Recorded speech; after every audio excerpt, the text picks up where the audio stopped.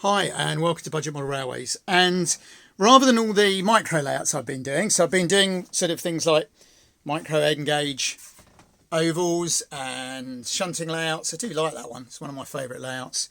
And then obviously I've also had a tinker in double O. But what I really want to do, and one of the main purposes of doing the shed, was this large end gauge layout. So it's 10 foot by a couple of inches over 2 foot. So 3 metres by about 66 centimetres, which in N is a lot of space. To put it in perspective, that would be 20 feet by 5 feet if it was in double O. So that shows you the advantages of N. But I've been putting it off because I've been sidetracked by little layouts, and I only had a very rough idea. But some very nice people at the Ashford show gave me an idea for a track plan. And Doug's been home for a few days, so he's helped me get some track out and tinker with ideas. So I figure if I start building it, then I might get the motivation to keep on with it. So basically what we'll have at the moment is a big running loop with a big kink in the middle there. In the foreground will be a shunting yard, because I like my shunting. And in here will be a terminus station, so I can store my various EMUs with a big running loop at the back. So I might not actually need a separate fiddle yard, because I'll be able to get 2 long freight trains and 3 big passenger trains stored on the layout. It's going to be freelance. If you think of this one, I had a lot of fun with this. I've liked my freelance. Okay, I know I'm largely going to be running Japanese trains and rolling stock, but especially a modern setting, modern Japan's not a lot unlike modern America or modern Germany or modern England. And I just prefer doing freelance.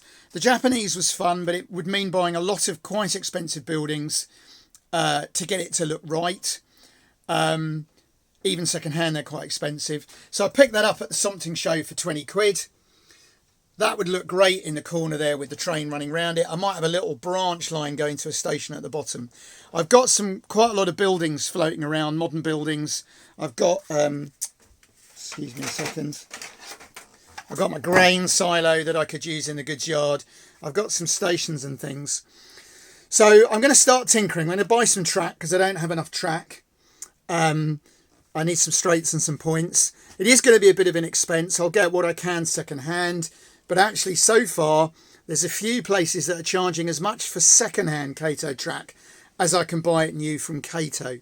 I can also, of course, try and get it from Japan, but I do always seem to get stung on duty and postage. It's no good people telling me low amounts. I bought a Kato Pocket Line train for 35 quid and I got stung for £15 worth of import and postage, despite there being the correct labels on it, and I've been caught twice, so I'm a little wary. I know there's a few places in the UK that do it cheap as well, second hand. So we'll have a look, we'll have a scout around and see where I can get it. I might do a parcel from Japan and risk it, I don't know. We will see. So hopefully now we'll get a few videos on this. I'm not going to get a lot more done this week for a couple of weeks. We've got to get Doug up to his placement at Cheltenham next week. We've got the build still going on, which we're getting a bit involved in. And we've got other things coming up. So don't expect quick progress on this. This is going to be a long project. But I think I need to concentrate on this instead of keep building little layouts, which sidetrack me as much as I enjoy them. I've also got the exhibition in July the 5th at Eastbourne.